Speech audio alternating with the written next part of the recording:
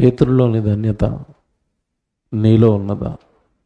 ఇది ఇప్పుడు మనం ఆలోచించబోయే అంశము. పేతురులోని ధన్యత నీలో ఉన్నదా? దేవుని ప్రియులారా, చాలా చోట్ల నేను సభలకు తిరుగుతున్నప్పుడు ఎక్కువగా ఈ అంశాన్ని ఇవ్వటం జరుగుతుంది. కారణం, బైబిలు పట్టుకున్నాము, దేవుడు మాకు తెలుసు అన్నవాళ్ళు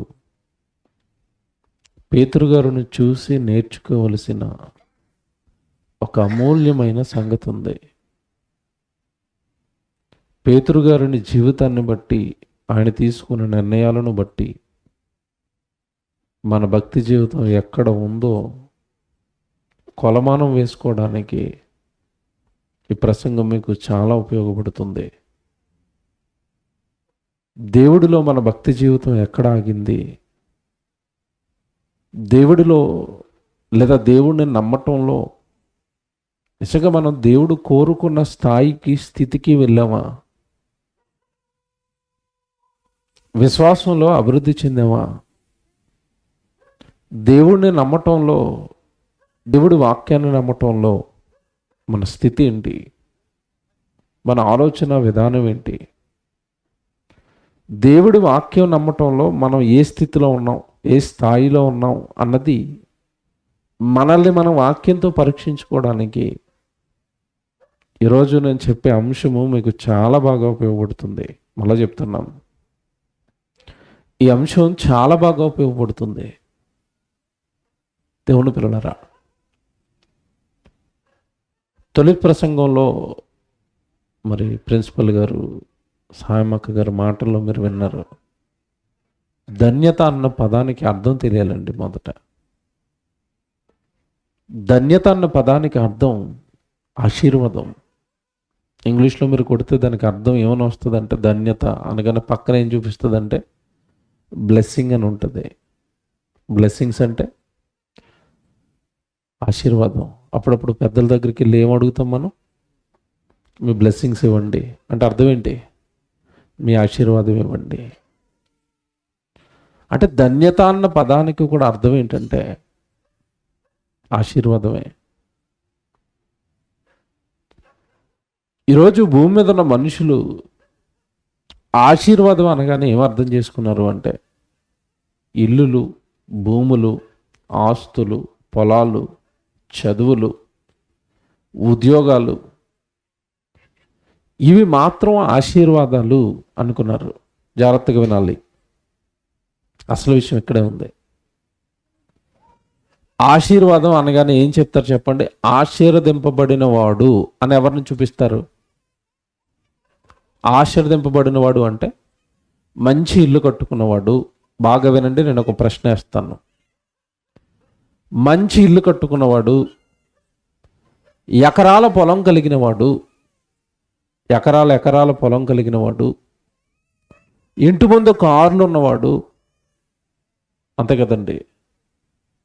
మంచి ఉద్యోగం సంపాదించి వేలల్లో జీతం, లక్షల్లో జీతం తీసుకుంటున్నవాడు, లేదా లోక సంబంధమైన ఏదో ఒక మంచి అధికారాన్ని సంపాదించినవాడు, ఎమ్మెల్యే గానో, ఎంపీ గానో, ముఖ్యమంత్రి గానో ఒక అధికారాన్ని సంపాదించిన వాడిని ఆశీర్వదింపబడిన వాడు అని లోకం అంటుంది.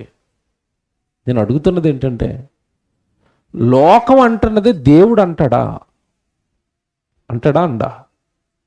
మీ తలంపులు వేరు, నా తలంపులు వేరు. ఇక్కడ కౌంటర్ వేస్తాను నేను ఇప్పుడు బైబిల్ నుంచి.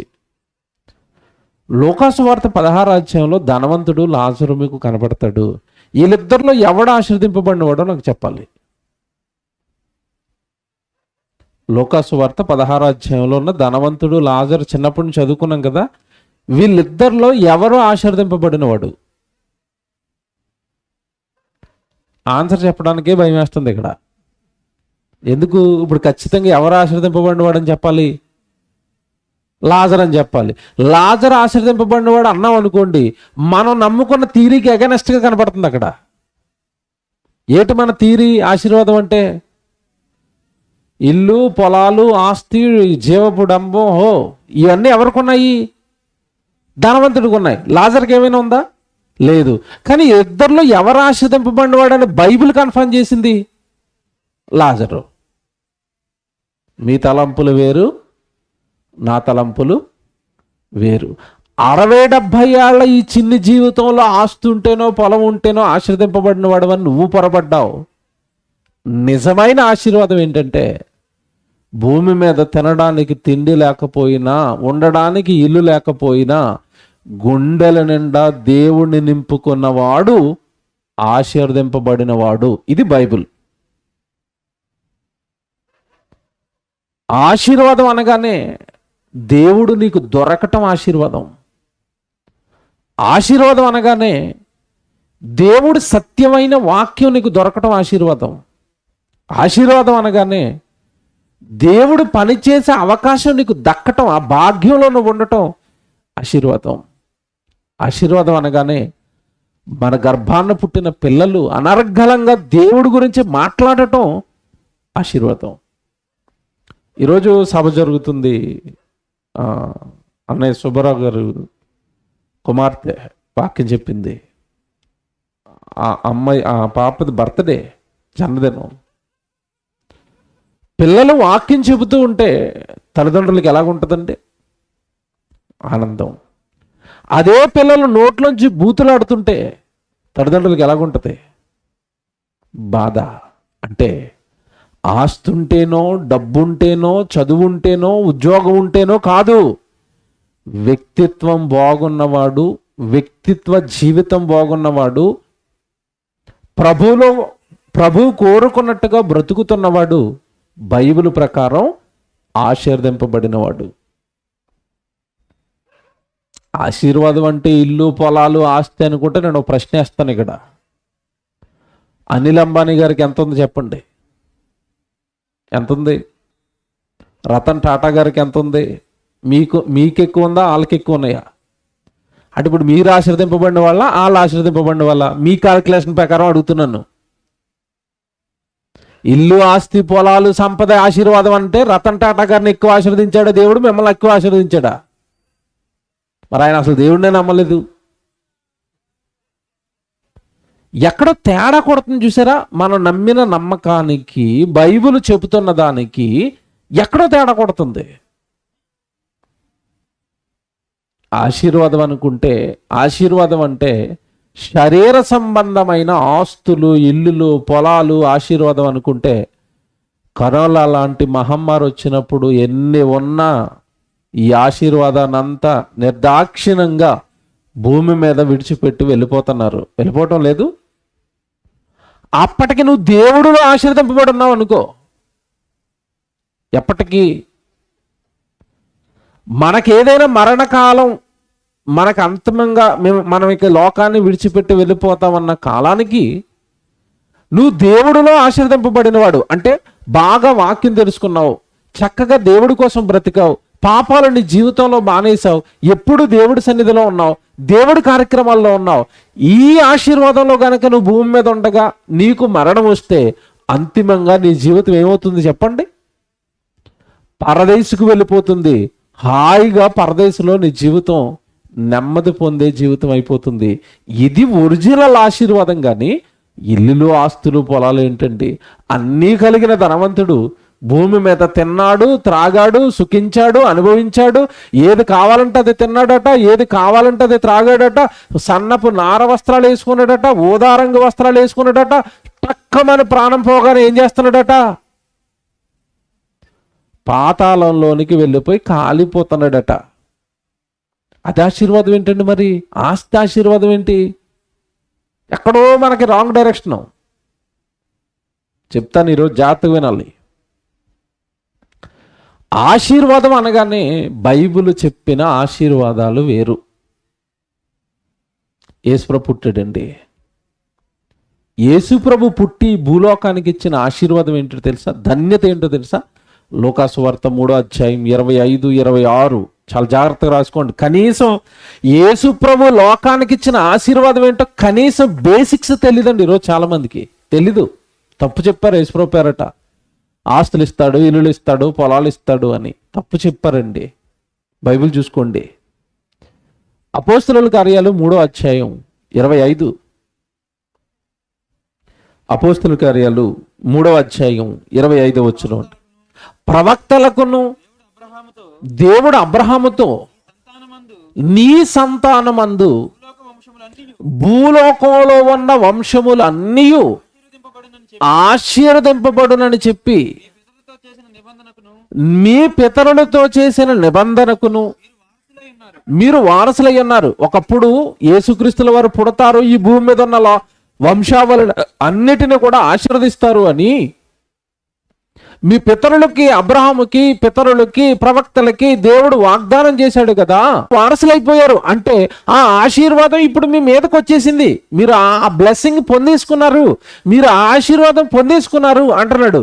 ఏంటయ్యా ఇంతగా ఆశీర్వాదం? 26లో చెప్తాడు, దేవుడు తన సేవకుడిని పుట్టించి మీలో ప్రతి వానిని వాని దుష్టత్వము నుండి మళ్లించుట వలన మిమ్మును ఆశీర్వదించాడు.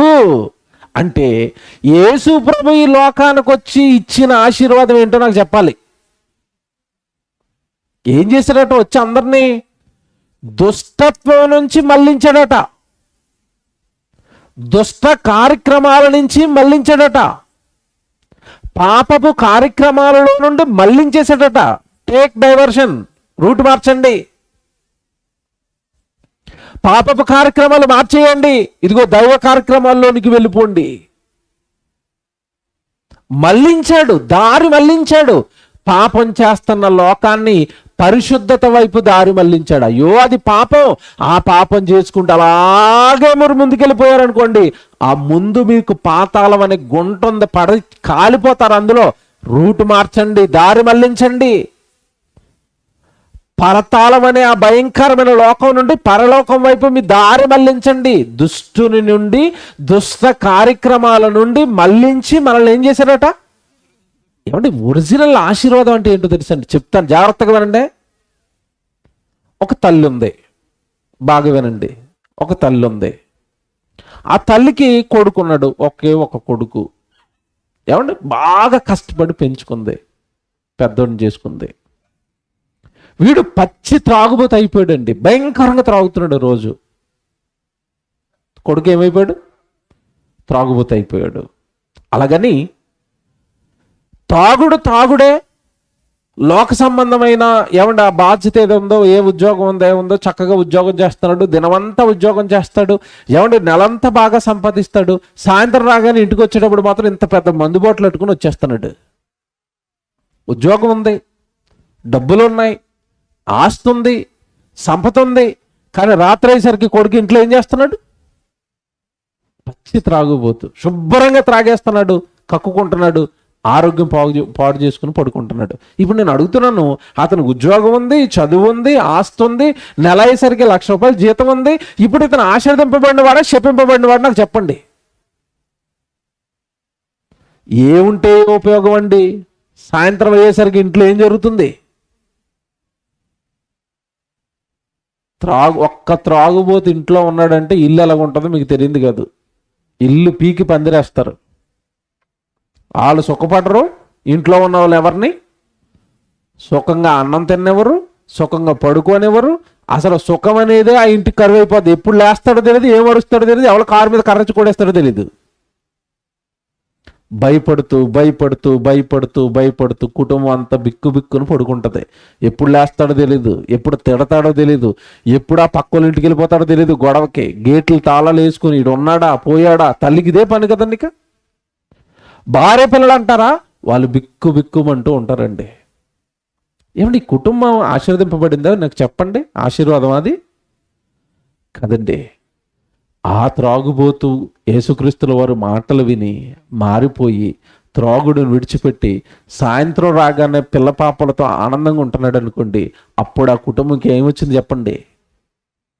ఆశీర్వాదం. ఎవరండి మారుస్తారు త్రాగుబోతుల్ని? ఎవరండి మారుస్తారు తిరుగుబోతుల్ని? ఎవరండి మార్చారు బైబిల్లో? పాపులను ఎవరు మార్చారు చెప్పండి? ఎవరు మార్చారు? యేసు. వ్యభిచారమందు పట్టుబడిన స్త్రీ పట్టుకొచ్చి అందరూ చంపేయంటుంటే ఈయనేమంటున్నాడు తెలుసా? ఒరే, మీలో ఎవడు పాపం చేయలేదో వాడు మొదట రాయి వేసి ఆవిడ్ని చంపండి. మీలో ఎవడు చేయలేదు పాపం? కాపాడాడు, ప్రాణాలు కాపాడాడు. తర్వాత ఆవిడ జీవితాన్ని మార్చేశాడు. పుట్టజక్కయ్యను మార్చేశాడు, సమరయ స్త్రీని మార్చేశాడు. మార్చేయటమే అపోస్తులుడు 12 మందిని మార్చేశాడు, సేవకులుగా తయారు చేశాడు. మనుషులందరినీ కూడా దుష్టత్వము నుండి ఏం చేశాడు? మళ్ళించాడు. ఏమంటే దుష్టత్వము, దుష్టుని తత్వం ఏంటి చెప్పండి? దుష్టత్వం అంటే ఏంటి? అబద్ధాలు. ఎవరి తత్వం?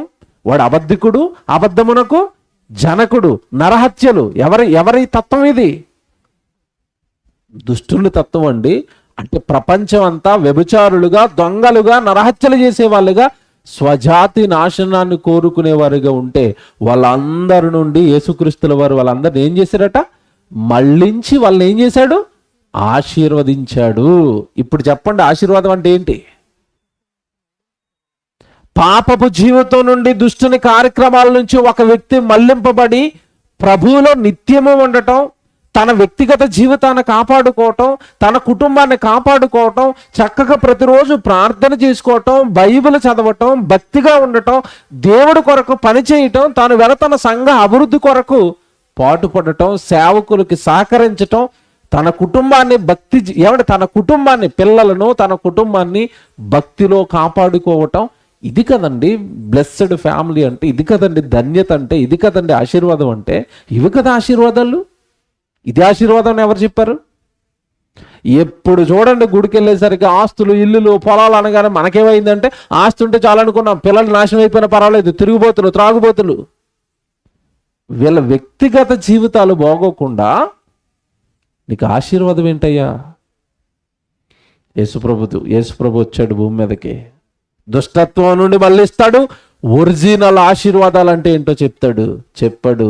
తన తొలి ప్రసంగం, కొండ మీద ప్రసంగం, మత్తయి సువార్త 5వ అధ్యాయంలో ప్రసంగం ప్రారంభించాడు. అమాయకమైన నా ప్రజలారా, పరలోకంలో నా కన్న తండ్రి మీకు నిజాలు చెప్పమని నన్ను ఈ లోకాన్ని పంపించాడు కదా. ఈ లోకం అనుకుంటుంది 60-70 ఏళ్ళు బ్రతకడానికి అవసరమైన ఆస్తులు, ఇల్లులు, పొలాలు ఇవి ఉంటేనే బ్రతుకుతాం, ఇవే ఆశీర్వాదాలు అని ఆ అపవాది మిమ్మల్ని లోక సంబంధమైన ఈ జీవితంలో కూర్చేసింది కదా. మీరు రొట్టె ఉంటేనే బ్రతుకుతారు, మీకు ఆస్తి ఉంటేనే బ్రతుకుతారని మీ జీవితాన్ని అంతా ఈ లోకంలో సంపాదించడానికే, మీ ఆయుష్కాలం అంతా సంపాదనకు, ఈ లోకంలో ఏదో కూర్చుకోవడానికే నువ్వు పుట్టావన్నట్టుగా మిమ్మల్ని మార్చేసింది కదా. ఇది ఆశీర్వాదం కాదయ్యా. నేను చెప్తాను ఇప్పుడు ఆశీర్వాదాలు అంటే ఏంటోనని. ఎవడ తన తొలి ప్రసంగం అండి ఇది. మత్తయి సువార్త 5వ అధ్యాయం తొలి ప్రసంగం ఇది. అందులో మీరు 2వ వచనానికి వెళ్ళేసరికి ఏమని మాట్లాడుతున్నాడు చూడండి. ఆశీర్వాదాల చిట్ట చెప్పుకొస్తున్నాడు. మత్తయి సువార్త 5వ అధ్యాయం 2వ వచనం నుంచి మీరు చదువుకునే 11వ వచనం వరకు కూడా అవన్నీ ప్రభువు చెప్పిన ధన్యతలు, అనగా ప్రభువు చెప్పిన ఆశీర్వాదాలు. అవన్నీ ఏమంటున్నాడు 2వ వచనంలో? అప్పుడు ఆయన నోరు తెరిచి ఎలాగూ బోధింపసాగెను, ఆత్మ విషయమై దీనుడైన వాడు ధన్యుడు, వాడు ఆశీర్వదింపబడిన వాడు అన్నాడు. ఆయనే లాజరు, పరలోక రాజ్యము వారిది. ఇది చూసారా ఎలాగుందో? ఆత్మ విషయమై, నీ ఆత్మను నువ్వు రక్షించుకోవడానికి ఎవరైతే దీనుడైపోతాడో వాడు ఆశీర్వదింపబడినవాడు అన్నాడు. ఎవడు ఈరోజు లోకాన్ని అడుగుతాను నేను, ఈరోజు లోకానికి దీనత్వం ఇష్టమా, హెచ్చించుకోవటం ఇష్టమా? బాగా ఆలోచించండి మీరు. సినిమా హీరో, మా హీరో అని అంటారు. ఎందుకంటే ఇంతంత కండలు పెంచేసి, ఇంత పెద్ద కత్తెట్టి, కరెక్ట్గా ఒళ్ళంతా రక్తం వేసుకొని అందరినీ నరుక్కుంటూ పోతున్నాడు అనుకోండి. ఎవరట? ఎవరు? హీరో. అలా కదండి, మనం కొట్టుకోకూడదండి, తిట్టుకోకూడదండి, చంపుకోకూడదండి, కలిసి ఉందామండి అని సినిమా తీశారనుకోండి, ఆ సినిమాకు ఒకడు వెళ్తాడండి? అట్ట ప్లాపు, ఒక్క టికెట్ కొండదానికి. ఈడేం హీరో అండి, ఎవరిని కొట్టాడట, అది వీడికి ఏం కావాలి? కొట్టేయాలా, నరికేయాలా, అలాగ మనుషులు గాల్లో ఎగరేసేయాలా. ఫిజిక్స్తో సంబంధం ఉంటుంది. మరి మనుషుల్లో ఎగిరిపోతారండి అలా గాల్లోకి, ఎలాగ ఎగిరిపోతారో తెలియదు. ఈ ఒంటి మీద ఏమో ఇంత కండే ఉంటుంది, ఈడిద్దరు లేగదీసేస్తాడు ఇలా పైకి. ఎటో హెచ్చించుకోవటం. మధ్యకాలంలో సినిమా బాగా కనెక్ట్ అయిందండి. పిల్లలను ఎవరి నోట్లో చూసినా అదే డైలాగు, ఎక్కడదరా అని వార్తలు పెట్టుకుంటే అందులో దొరికింది. మాసిపోయిన గడ్డ ఒకటి పెంచాడు ఇలాగా. పైగాడు ఏమన్నా మంచోడు అంటే సినిమాలో హీరో దొంగ. ఎర్రచందనం దొంగలు స్మగ్లింగ్ చేస్తాడు. ఆడు మాసిపోయిన గడ్డం కింద ఇలా చేయి పెట్టి ఒక డైలాగ్ అన్నాడు. ఏమన్నాడు? అందరూ చూశారు ఆ సినిమా. తగ్గను అనేసరికి ఏమన్నారు? హీరో అండి తగ్గడటండి. బైబిల్ ఏం చెప్తా చెప్పండి? ఎగ్జాక్ట్ బైబిల్ ఏం చెప్తుంది? తన్ను తాను తగ్గించుకున్నవాడు, సినిమా దైవం ఏం చెప్తుంది అక్కడ? తగ్గేదేలే.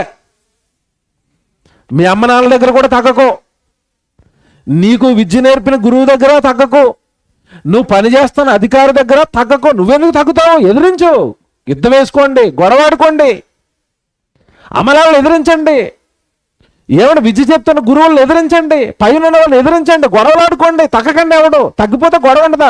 గొడవ ఉంటుంది అక్కడ. తగ్గిపోయారు అనుకోండి, గొడవ ఉంటుందా? ఎవడు గొడవ అవుతున్న చోట ఇద్దరు ఒకరు తగ్గడే అనుకుంటుందా? గొడవ ఉంటుందా? ఉండదు. గొడవ ఉండాలంటే ఏం చేయాలి? ఎవడు ఏం చేయకూడదు? తగ్గకూడదు. కంటాల మారిండి, అది దెయ్యం. ప్రకటన గ్రంథంలో ఒకటి చెప్తాడండి, ఒక గుర్రం మీద కూర్చుని బయలుదేరాడట. వాడు లోకానికి ఏమి లేకుండా చేస్తున్నాడట తెలుసా? సమాధానం లేకుండా చేస్తున్నాడట. భార్యతో అంటున్నాడు, భర్త అయినంత మాత్రాన నువ్వెందుకు తగ్గాలి? తగ్గకు నువ్వు. బైబిల్ ఏం చెప్తుంది? భార్యలారా మీ భర్తలకు లోబడి. అవన్నీ అలాగుంటాయి బైబిల్. నువ్వేమి తగ్గవద్దు. అల్లు అర్జున్ చూడు, మాసిపోయిన గడ్డం చూడు, ఆడు తగ్గలేదు, నువ్వు కూడా ఏం చేయకూడదు? తగ్గొద్దు. మీకు విషయం చెప్పనండి, ఈ సినిమాల ప్రభావం పిల్లల మీద ఎంతగా పడింది అంటే, చిత్తూరు జిల్లాలో ఒకటి పోలీసు వాళ్ళకి దొరికిపోయాడు. కుర్రోడు, యవనస్తుడు, 18 సంవత్సరాలు. లోపలేసారు పోలీసు వాళ్ళు, చితక్ కొడుతున్నారు. ఎందుకురా నువ్వు పని చేసావంటే, వాడేం పని చేశాడు తెలుసండి? ఒక గొడ్లోటి భుజాన్ని వేసుకుని ఒక్కడే అడవిలోకి వెళ్ళిపోయాడండి ఎర్రచందనం దొంగలు నరకడానికి. పోలీసులు పట్టేసుకున్నారు, పట్టుకుని లోపలేసారు. దొంగ నరుగుతుంటే పట్టుకుని లోపలేసారు. మరి నువ్వెందుకురా నరికేమంటాడు అంటున్నాడు. అల్లు అర్జున్ నరిగితే హీరో అన్నారు, నేను నరిగితే దొంగ అంటారా? ఏమన్నా మీకు న్యాయంగా ఉందా అంటున్నాడు. ఎక్కడ కూర్చుని? పోలీస్ స్టేషన్లో కూర్చుని. అక్కడ నరిగితే ఏమన్నారు? హీరో అన్నారు. నేను నరిగితే ఏమంటున్నారు? మీకు న్యాయం కదండి పోలీసు వాళ్ళు, ఏమంటే ఆఫీసర్ గారు ఇది మీకు న్యాయం కదండి అంటున్నాడు. దానికి మళ్ళీ నేషనల్ అవార్డులు. అంటే మీరు అందరూ దొంగలైపోండి అని చెప్పినందుక. ఏమండి నిజంగా చెప్తున్నాను కదండి, మీ పిల్లలకి దయచేసి చెప్తున్నాను, మీ పిల్లలకి 2 ఆటలకి బాగా దూరంగా ఉంచండి. ఒకటి, మొబైల్లో వస్తున్న గేమ్స్ అండి. ఈరోజు మొబైల్లో వస్తున్న గేమ్స్ అన్నీ ఏంటో తెలుసండి?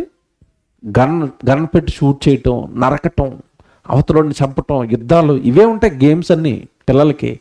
వాడు అలా నరకాలి, చంపాలి, కొట్టాలి అని వీడి బ్రెయిన్ ఎలా తయారైపోతుందంటేనండి, వీడి బ్రెయిన్లో ఉన్న సెన్సివిటీ, సెంటిమెంట్ లేదా జాలి, దయ అనేవి ఈ గేమ్స్ పోగొట్టేస్తున్నాయట. రీసెంట్గా రీసెర్చ్ చేసి చెప్పిన మాట ఇది పిల్లల మీద. పిల్లలు ఎందుకు ఇలా సైకోలుగా తయారవుతున్నారు? పిల్లలు ఎందుకు అమ్మానాలను ఎదురిస్తున్నారు? పిల్లలు ఎందుకు ఇలా క్రూయల్గా తయారయ్యారు అంటే, వాళ్ళ గేమ్స్ ప్రభావం అంట. గేమ్స్ అని ఏం ఆడుతున్నారు వాళ్ళు? చంపాలి, చంపాలి, నరకాలి. ఆ మధ్యకాలంలో ఏదో గేమ్ వచ్చేదండి, పబ్జి. అందరూ పిచ్చులు అయిపోయారు. ఏంటి చెప్పండి ఆ గేమ్ ఏంటి? కాల్చేయటమే. గన్ నోట్ ఇస్తారు, ఇలా కాల్చుకోవటమే. ఆ నీడు ఈ నాడు కాల్చుకోవటమే, చచ్చిపోవటమే, చంపుకోవటమే. దెయ్యం అండి ఇదంతా, దెయ్యం.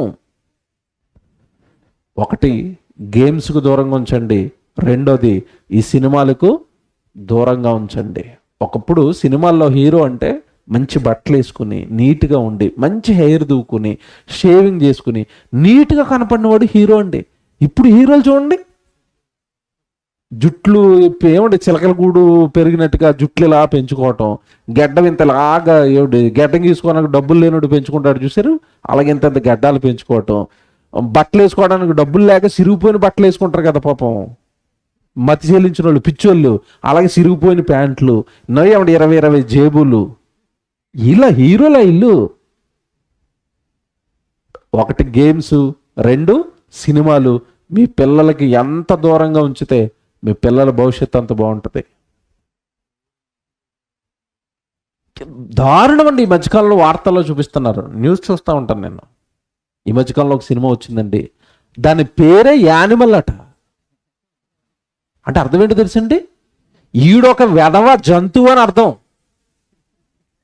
యానిమల్ అనగానే ఏంటి? జంతువు. అంటే మనిషి కాదా? మనిషి కాదు. మరి మనిషి కాని జంతువు అయినాడు మాకు హీరో ఏట్రా బాబు, మా మీద రుద్దో పట్టుకొచ్చి. ఆడికి వార్తలు చెప్తున్నాడు, వాడికట వాళ్ళ నాన్న ప్రేమ దక్కలేదట, అందుకే వాడు ఆ యానిమల్లా మారిపోయాడట, ఇంక ఎవరినైనా చంపుతాడట, ఎవరినైనా నరికేస్తాడట, స్కూల్కి గన్లట్టుకుని వెళ్తాడట. ఇదేటండి ఇది? బైబిల్ చెప్పింది తెలుసా? ఏమండి, నేను నిజంగా లోకాన్ని చూసి బైబిల్ని చూసుకుంటాను. బైబిల్లో పౌలు గారు అన్నారు, నేను ఎఫెసులో మృగములతో పోరాడి తినంటే, ఈ మృగాలు ఇప్పుడు కాదు ఎప్పటి నుంచో ఉన్నాయి. బైబిల్ అన్ని చెప్తుంది. ఆ మృగాలు ఇప్పుడు సినిమాల్లో కూడా వచ్చాయి. ఒకప్పుడు మంచి చెప్పేవారు సినిమాలతో, ఇప్పుడు మృగాలే సినిమాల్లోకి వచ్చాయి అనమాట. చంపండి, నరకండి, వైలెన్స్. చిచ్చి, బైబిల్ ఏం చెప్తుంది తెలుసండి? మీరు చదువుకున్న మాట. ఎక్కడ బైబిల్, ఎక్కడ సొసైటీ అండి? బైబిల్ ఏం చెప్పింది? ఎవరైతే ఆత్మ విషయమై దీనత్వం కలిగి బ్రతుకుతారో, ఆత్మ విషయమై దీనుడైన వాడు ధన్యుడు, ఆశీర్వదింపబడిన వాడు, వాడు పరలోకానికి వెళ్తాడు. ఇదిగో ఇలాగ హెచ్చించుకున్నవాడు, నరుకుతానన్నవాడు, చంపుతానన్నవాడు, ఎదురు తిరిగిన వాడు నరకానికి పోతాడు. ఏమండి, మీకు మాట చెప్పనండి, ఈ ప్రపంచం మొత్తానికి హీరోయిజం చూపించాలంటే ఒకే ఒక ఆయన చూపించగలడండి. ఎవరు చెప్పండి? బాగా ఆలోచించి చెప్పండి. యేసు ప్రభు చూపించినంత హీరోయిజం ఎవడని చూపించగలడా? చూపించాలనుకుంటే సముద్రాన్ని, గాలిని, ఆగు అనగానే ఏమైపోయినాయి చెప్పండి? మిక్కిలి నిమ్మలమైపోయినాయట. సముద్రాన్ని, గాలిని గద్దించి కుక్క పిల్లను అణిచేసినట్టుగా అణచగలిగిన శక్తి, సూపర్ పవర్స్ ఈ భూమి మీద ఉన్న ఏ మానవ దేహానికైనా ఉన్నాయా? లేవండి. అలాంటి ఆయన పిలాతు ముందు నిలబడినప్పుడు, ఒక దోషిగా, ఒక నేరస్తుడిగా అలా నిలబడినప్పుడు ఆయనలో మనకి ఏం కనపడింది చెప్పండి? దీనత్వం. తగ్గించుకున్నాడు. ఎవరి కోసం? మనల్ని రక్షించటం కోసం. ఇలాంటి క్యారెక్టర్ నీకు వస్తే నువ్వెవరట? ధన్యుడివి. బైబిల్ పట్టుకున్న మనకి రావులేండి, అప్పుడప్పుడు మనలోంచి కూడా వస్తూ ఉంటాయి అప్పుడప్పుడు. ఇవి ఎలాగొస్తాయి చెప్పనా? మీకు బెస్ట్ ఎగ్జాంపుల్ చెప్తాను. యేసుప్రభు మొహం మీద ఉమ్మేశారండి. వేశారా? వేశారు. మొహం మీద ఉమ్మేస్తే యేసుప్రభు ఏమన్నాడు? ఉమ్మేసిన వాళ్ళని, బల్లెపోటు పొడిచిన వాళ్ళని, కొరడాలతో కొట్టిన వాళ్ళని, మేకులేసిన వాళ్ళని, ముళ్ళ కిరీటం పెట్టిన వాళ్ళని, సిలువకి ఎక్కేసిన తర్వాత వీళ్ళందరి గురించి ఏమని ప్రార్థన చేశాడు? వీరు ఏం చేయించున్నారో వీరు ఎరగరు కనుక వీరిని క్షమించు. అంటే ఉమ్మేసిన వాళ్ళని కూడా క్షమిస్తాడా? క్షమిస్తాడు. మిమ్మల్ని అడుగుతున్నాను ఇప్పుడు, మీరు మీ ఇంటి ముందు గేటు ముందు ఇలా నిలబడి ఉన్నారు. ఆ వీధిలో ఎవరో పోతున్నారు. అలాగా పోతా మిమ్మల్ని చూసి ఒకసారి నేల మీద తు అని ఊసారు ఉమ్ము. మీరు ఏం చేస్తారు చెప్పండి? తండ్రి, వీరు ఏం చేస్తున్నారో వీరు ఎరగరు కనుక వీరిని క్షమించంటావా? లోపలికి వెళ్ళి కర్ర అట్టుకుని బయటకు వస్తావా? చెప్పండి. ఇప్పుడు ఇంతకీ విషయం, మీ మీద చూసారా, రోడ్డు మీద చూసారా? ఆయనకి ఎక్కడ చూశారు? అది కదా. మనం ఎక్కడో పట్టుకుని తిరుగుతున్నాం తప్ప ఇందులో ఏముందో మనకి ఎక్కలేదండి. సబ్జెక్ట్ ఎక్కలేదు. దీనత్వం. పోలేండి, పాపం అండి, గొడవ పెట్టుకుంటే ఏమొస్తుంది? పోలేదో తెలుసా తెలియ కూర్చోడు. నేను బైబిల్ పట్టుకున్నాను, బైబిల్ పట్టుకోలేదు కదా. వాడితో గొడవ వేసుకుంటే ఏమొస్తుంది? నిన్ను ఎవడైనా కుడి చెంప మీద కొడితే ఏం చూపించమన్నాడు? ఏది ఫాలోయింగ్? ఏది చదువుకోవడం తప్ప? కుడి చెంప మీద కొడితే ఎడం చెంప చూపించండి, పోయిందేముందండి? కొడతాడండి, నొప్పి భరించండి, ఇంకోసారి కొట్టడానికి మళ్ళీ చంపించు, మళ్ళీ కొడతాడా? నేను కొడతానే ఏమంటలేదండి, తప్పు చేశానండి, నన్ను క్షమించయ్యా అంటాడా? అండా. ఆన్ స్పాట్ అనకపోవచ్చు, తర్వాత అంటాడా? అండా. అంటే ప్రేమతో ఈ సమాజాన్ని మార్చుకోనండి. అలాంటి క్యారెక్టర్ ఎవరికైతే బిల్డ్ అయిందో వాడండి ఈ భూమి మీద ఒరిజినల్గా బైబిల్ ప్రకారం చెప్తున్నాను. ఆ గుణాలు ఎవరిలోనికైతే వచ్చాయో వాడు బైబిల్ ప్రకారం ఎవరో తెలుసా? ఆశీర్వదింపబడిన వాడు. ఒక్కటి ఎక్స్ప్లెయిన్ చేయడానికి నాకు ఇంత టైం పట్టింది. నెక్స్ట్ ఇంకా చదువుకోండి. నీతి నిమిత్తము ఆకలి దెప్పుగలిగిన వారు ధన్యులు, వాళ్ళు ఎప్పటికైనా దేవుని వలన వాదార్చబడతారు. అసలు భూమి మీద ఆకలి దప్పుకలు ఉండటం ఆశీర్వాదం అని బైబిల్ చెప్పింది. మనమేమనుకుంటాం? 3 పూట్ల గట్టిగా తినేసిన వాడు ఆశీర్వదింపబడిన వాడు. మొత్తం లేచిపోతానే మన ఆశీర్వాదాలన్నీ. ఇక్కడ మత్తయి సువార్త 5వ అధ్యాయంలో లేచిపోతే ఇక లూకా సువార్త, యోహాను సువార్త, అపోస్తల కార్యాల పత్రికల్లోకి వెళ్ళేసరికి ఏముండదు. ఇంకా స్టార్టింగ్ అది. అంటే యేసు ప్రభు చెప్పిన బేసిక్స్, బ్లెస్సింగ్స్ కూడా అర్థం అవ్వలేదు. ఇక ఆకలి దప్పికలు ఎవరి నిమిత్తం రావాలి అంటే ప్రభు నిమిత్తం, ప్రభు సేవ నిమిత్తం. ఏమన్నా ఆకలి ఎలా ఉంటుంది? ఏమన్నా ఆకలి వస్తుందంటే వస్తుందండి. ఈ మీటింగ్ పెట్టారండి కన్వీనర్స్, అన్నయ్య వాళ్ళ కుటుంబం మమ్మల్ని అక్కడ రూమ్లో పెట్టారు. మా కోసం పాపం భోజనం పెడుతున్నారు. మాకు మేము భోజనం చేసరికి 2:30 ఏమన్నా 3 అయిపోతుంది. వాళ్ళు వంటలు చేసి మాకు పెట్టి ఇక్కడ కార్యక్రమాలు చూసుకుని, అన్నయ్య మీరు భోజనం చేశారంటే ఇంకా లేదు. టైం ఎంత అవుతుంది? 3:30. వాళ్ళు ఎప్పుడు 4కో 4:30కో భోజనాలు. మీరు వచ్చారు, చక్కగా మీటింగ్కి కూర్చున్నారు. ఏమన్నా మనకి మీటింగ్ అయిపోతే భోజనాలు చేస్తాం, మనం వెళ్ళిపోతామండి. ఇవన్నీ సర్దుకుని చివర్లాలు భోజనాలు చేస్తున్నారంటే ఇంతసేపు ఈ రోజు అంతా కూడా వాళ్ళు దేంతో ఉంటున్నారు చెప్పండి? దేంతో పని చేస్తున్నారు? ఆకలి, దప్పిక, కష్టం, శ్రమ, ఎంత పని ఉంటుందండి మీటింగ్ అంటే. మీ ఇంట్లో 4 చుట్టాలు వస్తే వండుకోవడానికి కష్టం. వస్తున్న 200 మందికో 300 మందికో వంట చేయడం అంటే పని కదండి. ఇవన్నీ ఎవరి కోసం? దేవుడి కోసం. ఇది దక్కినవాడు, ఈ భాగ్యంలో ఉన్నవాడు ఎవరట? ఆశీర్వదింపబడినవాడు. ఈ ఆశీర్వాదాలు మనకెవరు చెప్పారు? ఎప్పుడు ఇల్లులు, పొలాలు, ఎకరాలు, ఆస్తి, కార్లు, బంగారం, ఏమన్నా మెడలో నెక్లెస్లు, ఈ కదా మనకు చెప్పారు. ఎవరు చెప్పారు అంటే ధన్యతకు అసలైన అర్థం భూమి మీద దేవుడి నిమిత్తం నీకు దొరికే వాక్యమా, పనా, నీ క్యారెక్టర్లో మార్పా, ఇదయ్యా అసలు ఆశీర్వాదం. ఇంకోటి చెప్తాను, అసలైంది ఒరిజినల్. నిజంగా అండి, ఇది దొరికిన వాడు చాలా భాగ్యవంతుడండి. సామెతల గ్రంథం 8వ అధ్యాయం 34వ వచనం చూడండి. సామెతల గ్రంథం 8వ అధ్యాయం 34వ వచనం చూడండి. అనుదినము, అనుదినము, పదం చూడండి ఎలా కొందో. అనుదినము, అనుదినము, ప్రతిరోజు నా గడప యొద్ద కనిపెట్టుకొని, నా ద్వారబంధముల యొద్ద కాచుకొని, నా ఉపదేశము వినువాడు ధన్యుడు. అబ్బా, దేవుడు అంటున్నాడు భూమి మీద అసలైన ఆశీర్వాదం పొందినవాడు ఎవడు అంటే అనుదినము, ప్రతిరోజు నా గడప యొద్ద కూర్చుండి నా ప్రసంగాలు, నా ఉపదేశాలు ఎవడైతే వింటున్నాడో వాడెవరట? ధన్యుడు. ప్రతిరోజు వాక్యము వినే ఆ భాగ్యం నీకు ఏమైనా కలిగిందా? ప్రతిరోజు వాక్యం వింటున్నావా? ప్రతిరోజు దేవుడి సన్నిధికి వెళుతున్నావా? అందుకేనండి మాది కళాశాల తరపున ఏదో ఆదివారం ఆరాధన పెట్టి వదిలేసారు. బైబిల్ క్లాసులు ఉంటాయి, మళ్ళీ మధ్యలో సోమవారం ఉంటుంది, మంగళవారం ఉంటుంది, బుధవారం ఉంటుంది, గురువారం ఉంటుంది, మధ్యలో ఎగువ ఇలాంటి మీటింగ్స్ జరుగుతూ ఉంటాయి. సంఘం అంతా దేవుడు పనిలో ఉంటుంది. ఆదివారం ఆరాధన కాదు, ప్రతిరోజు దేవుడి వాక్యం. అలా వినబడగలిగిన స్థితి, అలా వినబడగలిగే అవకాశాలు నీకు దొరికినప్పుడు, అనుదినము నువ్వు ఉపదేశాలు విన్నప్పుడు నువ్వెవరట? ఆశీర్వదింపబడిన వాడు ధన్యుడు. ఏమన్నా అనుదినము ప్రసంగాలు వినేవాడు పాపం చేస్తాడా? మీరు చెప్పండి, చేస్తాడా? తప్పుడు ఆలోచనలు వస్తాయా? ప్రతిరోజు దేవుడి వాక్యం వింటుంటే మనలో ఏం కలుగుతా చెప్పండి? భయం. ఇప్పుడు వస్తున్నాను అసలు విషయంలోనికి, జాగ్రత్తగా వినాలి. మన టైటిల్ ఏంటి చెప్పండి? అసలు పేతురు గారిని వేసి ఈయన ఎక్కడో తిరుగుతున్నాడు అనుకుంటారు మీరు. ఇదంతా చెప్తే తప్ప పేతురు గారు అర్థం అవరు అన్నది నా బాధ.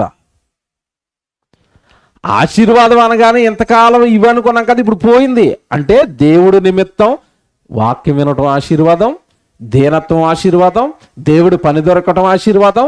భూమి మీద ఏమున్నా లేకపోయినా దేవుడు మన గుండెల నిండా నింపుకొని దేవుడు కొరకు నిలబడగలిగే ఆ శక్తి సామర్థ్యాలు దేవుడు మనకిచ్చిన నాడు మనం ఎవరు అంటే ఆశీర్వదింపబడిన వాళ్ళమేనండి. మీకు మాట చెప్పనండి, బైబిల్లో సేవ చేసిన వాళ్ళు, బైబిల్లో దేవుడు కొరకు బ్రతికిన వాళ్ళందరూ కూడా పేదలేనండి, బేదలే. అందుకే బైబిల్ ఏముంటుంది? బేదలైన మీరు ధన్యులు. ఎందుకంటే ఆస్తున్నవాడు దేవుడి దగ్గరికి ఎందుకు వస్తాడండి? వస్తాడా? మీ ఎమ్మెల్యే గారి దగ్గరికి వెళ్ళి 2 రోజులు మీటింగ్లు పెడతాను, వచ్చి కూర్చుని వాక్యం వినమనండి, వస్తారేమో అడగండి వెళ్ళి. రాడైనా రారండి. ధనవంతులు ఎవ్వరు కూడా దేవుని దగ్గరకు రారండి. పేతురులోనే ఉన్న ధన్యత నీలో ఉందా అంటే అంటే పేతురు గారిలో దేవుడు ఏదో ఆశీర్వాదం చూశారట, అది నీలో ఉందా అని మనల్ని అడుగుతున్నాడు. ఏంటండి పేతురు గారిలో ఉన్నదంటే, చాలా జాగ్రత్తగా వినండి. పేతురు గారిని తీసుకొస్తున్నాను ఇప్పుడు. మత్తయి సువార్త 16వ అధ్యాయం 13 నుంచి చదువుదాం జాగ్రత్తగా. మత్తయి సువార్త 16వ అధ్యాయం ఏమండి 13 నుంచి జాగ్రత్త చదువుదాం. యేసుక్రీస్తుల వారు కైసర ప్రాంతానికి వచ్చాడు సువార్త ప్రకటిస్తూ. ఆయన అనేక చోట్ల ప్రకటించాడు. ఇప్పుడు ఈ కైసర ప్రాంతం అంతా కూడా సువార్త అయిపోయింది. ఆ సువార్త అయిపోయిన తర్వాత ఒక ప్రశ్న అడుగుతున్నాడు యేసు ప్రభు. ఏమండి, యేసు పిలుపుదైన కైసర ప్రాంతంలోకి వచ్చి మనిషి కుమారుడు ఎవడని జనులు చెప్పుకొనుచున్నారని తన శిష్యులను అడగగా, ఎవరు అడుగుతున్నారు, ఎవరిని అడుగుతున్నారు, ఏమడుగుతున్నారు, ఇది తెలిస్తేనే తప్ప బైబిల్ అర్థం అవుతుంది. కైసర ప్రాంతంలో సువార్త ప్రకటించారు యేసు ప్రభు శిష్యులు అందరూ. సువార్త అయిపోయింది. ఒక చోట కూర్చొని అడుగుతున్నాడు ప్రభువు, అసలు ఈ ప్రాంత ప్రజలు మనిషి కుమారుడు అనగా నా గురించి జనులు ఏమని చెప్పుకుంటున్నారని ఎవరిని అడిగాడు? శిష్యులను అడిగాడు. ఇప్పుడు శిష్యులు ఏం సమాధానం చెప్తున్నారు చూడండి 14వ వచనంలో. వారు కొందరు బాప్తిస్మిచ్చి యోహాననియు, కొందరు ఏలియానియు, కొందరు ఇర్మియానియు, లేక ప్రవక్తలలో ఒకడనియు చెప్పుకొనుచున్నారు అనిరి. అంటే పబ్లిక్ రిపోర్ట్ తీసుకొచ్చారు వీళ్ళు. పబ్లిక్ పోల్ అనమాట ఇది. అంతే కదా, చాలా జాగ్రత్తగా వినాలి. నా గురించి జనులు ఏం చెప్పుకుంటున్నారు, ప్రజలు నా గురించి ఏం మాట్లాడుకుంటున్నారు అన్నప్పుడు ప్రజల్లోనట యేసుప్రభు మీద ఏకాభిప్రాయం లేదట. అందరూ ఒకటి మాట్లాడలేదట. ఏమని మాట్లాడుతున్నారట? కొందరు అన్నాడు చూసారు అక్కడ. కొందరు ఏమంటున్నారట? ఏలియా, కొందరు ఇర్మియా, కొందరు బాప్తిస్మం ఇచ్చి యోహాను, ఇంకో 4వ బ్యాచ్ ఉంది. వాళ్ళ పేరు ఎట్టడం ఎందుకని ఏమంటున్నారట? వాళ్ళు ప్రవక్తల్లో ఎవడో ఒకడండి, మనకి ఎందుకండి పేర్లు, మనకెందుకు, ప్రవక్తలలో ఒకడు. ఇప్పుడు ఎన్ని బ్యాచ్లు కనపడ్డాయి మీకు? ఎన్ని వర్గాలు కనపడ్డాయి ఇక్కడ? 4. బాగా వినాలి, ఇక్కడే ఉంది విషయం. నా గురించి ప్రజలు ఏమనుకుంటున్నారంటే, ఒకళ్ళు ఇర్మియా, ఒకళ్ళు ఏలియా, ఒకళ్ళు బాప్తిస్మం ఇచ్చి యోహాను, కొందరేమో ప్రవక్తలలో ఒకడు. నేను అడుగుతున్న ప్రశ్న ఏంటంటే, యేసుప్రభు తాను ప్రసంగాలు చెప్తున్నప్పుడు ఎక్కడైనా నేను ఏలియానని చెప్పాడా? చెప్పలేదు. ఇర్మియానని చెప్పాడా? చెప్పలేదు. బాప్తిస్మం ఇచ్చి యోహాను మళ్ళా పుట్టానని చెప్పాడా? చెప్పలేదు. ఏమని చెప్పాడు తన గురించి తాను? చెప్పండి, ఏమని చెప్పాడు? నేను పరలోకం నుండి దిగొచ్చాను, పరలోకంలో మీకు తండ్రి ఉన్నాడు, ఆయన కుమారుణ్ణి నేను, మీ పాపాలు క్షమించడానికి ఆయన నాకు సర్వాధికారము ఇచ్చాడు. ఇది కదండి, నేను దేవుని కుమారుణ్ణి అని కదా ప్రచారం చేశాడు. నేను దేవుని కుమారుణ్ణి అని కదండి వాక్యం చెప్పుకుంటూ వెళ్ళాడు. వినాలి జాగ్రత్తగా. నేను దేవుని కొడుకుని, దేవుని కుమారుణ్ణి అని యేసుక్రీస్తుల వారు వాక్యం ప్రకటిస్తే అదే కదండి ఆయన మీద వేసిన మెయిన్ వెలిగేషన్ వేసి అదే కదా చంపించేశారు యూదులు. ఈయన దేవదర్శనం చేస్తున్నాడు, దేవుని దగ్గర నుంచి వచ్చానంటున్నాడు, దేవుని కొడుకు అంటున్నాడు, చంపేయండి అని. అందుకే ఆ రీజన్తోనగా చంపించేశారు యేసుప్రభుని. అంటే ఆయన బ్రతుకు కాలం అంతా ఏమని ప్రకటించాడు అంటే, నేను దేవుని కుమారుణ్ణి అన్నాడు. ఇక్కడ జాగ్రత్తగా వినాలి. దేవుని కుమారుణ్ణి అని యేసుప్రభు వాక్యం చెబితే విన్న ప్రజలు యేసుప్రభు చెప్పింది నమ్ముతున్నారా, వాళ్ళు అనుకున్నదే నమ్ముతున్నారా? ప్రశ్న అర్థం అవ్వలేదు మీకు? మళ్ళా చెప్తున్నాను. యేసుప్రభు ప్రసంగాలన్నింటిలో కూడా నేను దేవుని కుమారుణ్ణి, నేను దేవుడి దగ్గర నుంచి వచ్చాను అని చెప్పాడు. ప్రజలకు అదే వాక్యం చెప్పాడు. మీరే పరలోకం నుండి దిగొచ్చాను రా బాబు, నా శరీరం తినాలి, నా రక్తం త్రాగాలి, అప్పుడే మీకు ఏమొస్తుంది? పాపక్షమాపణ, నిత్యజీవం వస్తుంది.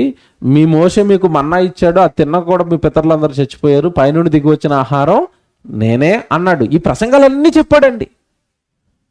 ఈ వాక్యం అంతా విన్న ప్రజలు యేసుప్రభు నేను దేవుని కుమారుణ్ణి, నేను దేవుని కుమారుణ్ణి అంటే వింటున్నారు కానీ నువ్వు అలాగే చెప్పుకో, నువ్వు చెప్పింది మాత్రమేమో నమ్మో. మేము లోపల ఒకటి ఫిక్స్ అయ్యాం. ఏంటది? నువ్వు ఎన్ని ప్రసంగాలైనా చెయ్యి, నువ్వు దేవుడు కొడుకంటే మేము నమ్మం. నువ్వెవరు? ఏలియా. ఓ బ్యాచ్ ఉంది అలాగా.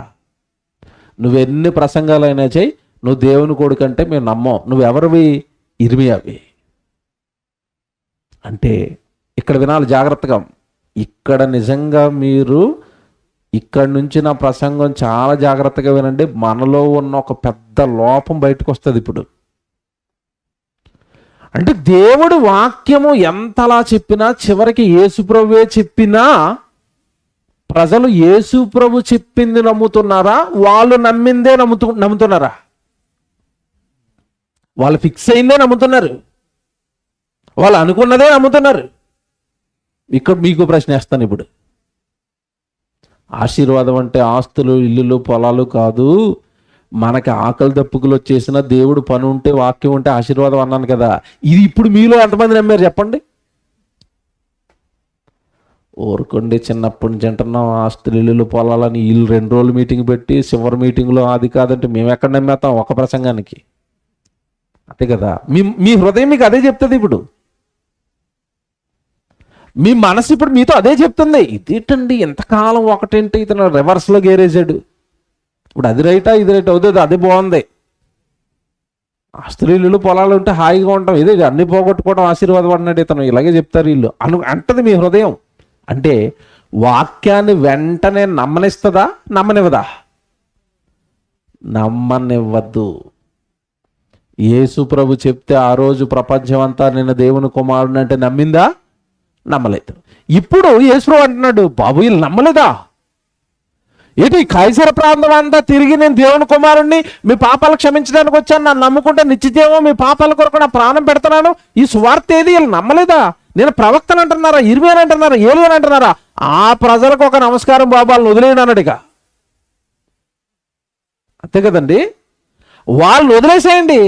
శిష్యులారా మీ సంగతి ఏంటి చెప్పండి, మీరేమనుకుంటున్నారు చెప్పండి అన్నాడు. ఇప్పుడు ఎందుకంటే ఇప్పుడు వీళ్ళు వెనకాలే ఉంటారు కదా, ఎప్పుడు ప్రసంగాలన్నీ వీళ్ళే కదా ఎక్కువ వింటారు. అసలు నేను మీకు అర్థమయ్యానా లేదా, అసలు మీరేమనుకుంటున్నారో నాకు చెప్పండి అన్నాడు. ఇప్పుడు చూడండి, చదవండి వచ్చి జాగ్రత్తగా. అందుకు ఆయన 15వ వచనం చదువుతున్నారండి. అందుకు ఆయన మీరైతే నేను ఎవడనని చెప్పుకొనుచున్నారని వారిని అడిగాను. వారు అనగానే ఎవరిక్కడ? అని ఇప్పుడు జనాలను తీసాడు ఇక లిస్టులోంచి. వాళ్ళు నమ్మరు, వాళ్ళని తీసేయండి లిస్టులోంచి.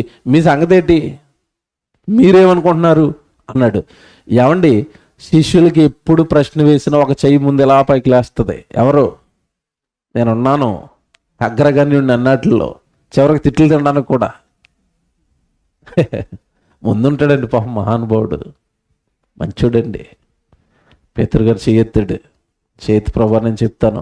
చెప్పు నాయన, నీకేమర్థమైందంట. అందుకు పేతురు అంటున్నాడు, ఆ పదాలు చాలా జాగ్రత్తగా చదవాలి. వచనం చెప్తాడు 16 జాగ్రత్త చదవండి, అక్కడ వేలు పెట్టి చూడండి.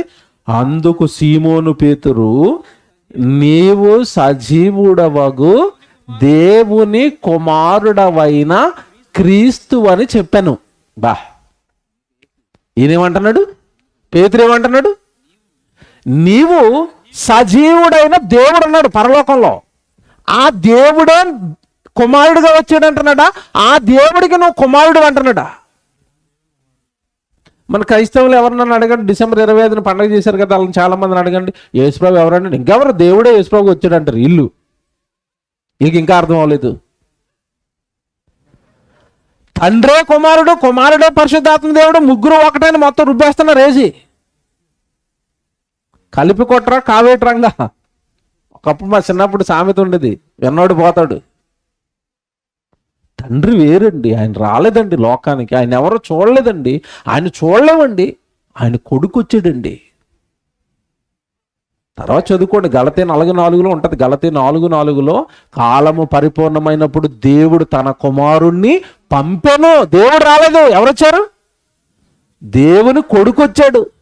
అదే పేతురు చెప్తున్నాడు ఇక్కడ. ఏమని? నీవు సజీవుడైన దేవునికి కుమారుడువు. నెంబర్ 1. నెక్స్ట్ ఏంటంటే క్రీస్తువు నువ్వే. క్రీస్తు అన్న పదానికి అర్థం ఏంటి? అభిషిక్తుడు, అభిషేకించిన వాడు, మెస్సయ్య, మా రాజువు నువ్వే. మా పాపాలు తీయడానికి దేవుడు అభిషేకించిన వ్యక్తివు నువ్వేనయ్యా. నువ్వు సజీవుడైన దేవునికి కుమారుడువు. నెక్స్ట్ మా మెస్సయ్యవు, మా క్రీస్తువు నువ్వే. ఇక్కడ మాట్లాడుతున్నాడు. నా వైపు చూడండి అందరూ. ప్రజలందరూ నువ్వు ఎవరు అనగానే ఏం ఆన్సర్లు ఇచ్చారు? ఏలియా, ఇర్మియా, బాప్తిస్మిచ్చే యోహాను, ప్రవక్తలలో ఒకడు. ప్రజలందరూ ఇది మాట్లాడుకుంటున్నారండి. వాళ్ళ మధ్యలోనే పేతురు ఉన్నాడండి. మీ సంగతి ఏంటంటే ప్రజలు చెప్పింది చెప్పాడా, దేవుడు వాక్యంలో యేసుప్రభు ప్రసంగాన్ని నమ్మి అది చెప్పాడా? యేసుప్రభు చెప్పిన ప్రసంగం వాక్యమే నమ్మాడు. ఇక్కడ ప్రశ్న వేస్తున్నాను, ఒకవేళ పేతురు గారి ప్లేస్లో మనం ఉంటే మనమేం ఆన్సర్ చెప్తాం? బాగా ఆలోచించుకోండి. మీరు ఏం చెప్తారు? సర్వేకి వెళ్ళింది మీరే కదా. ప్రజలు ఏమనుకుంటున్నారు యేసుప్రభు గురించి? సర్వేకి వెళ్ళింది మీరే కదా. ఇర్మీ అంటున్నాం, ఏలీ అంటున్నాం, బాప్తిస్మ ఇచ్చే యోహాను అంటున్నాం. మరి వీళ్ళందరూ అదంటే నేను ఏదోటి అంటే పోలే. ఏది అందరూ అంటున్న దాంట్లో ఏదో ఒక ఆన్సర్ సెలెక్ట్ చేసుకుంటే అయిపోతుంది కదా. అందరూ నమ్ముతున్నదే నేను నమ్మాలి కదా అనుకున్నాడా పేతురు? ప్రజలతో నాకు సంబంధం లేదనుకున్నాడా? ఎవరో ఏదో అనుకుంటే నాకెందుకండి, వాళ్ళు నమ్మకపోతే నాకెందుకండి? నేను నమ్ముతాను వాక్యాన్ని, నేను యేసుప్రభుని నమ్ముతాను. ఇర్మీ అంటున్నారు, ఏలీ అంటున్నారు, నేను మాత్రం అది అన్నా. నేనేమంటాను? నీవు సజీవుడైన దేవుని కుమారుడు అయిన క్రీస్తు అంటాను నేను. ప్రజలు అన్నది నేను అన్నం, ప్రజలు నమ్మింది నేను నమ్మను. ఇక్కడ చెప్తాను నేను, జాగ్రత్తగా వినండి. మానవుడి సైకాలజీ ఏంటో తెలుసండి? ప్రస్తుతం ఎక్కువ మంది దేవుని నమ్మితే అదే నమ్ముతారు. అవునా కదా? అందుకే దీన్ని గమనించి మన పెద్దలు నా చిన్నతనంలో ఒక సామెత పెట్టారు. నలుగురితో నారాయణ, కులంతో గోవింద.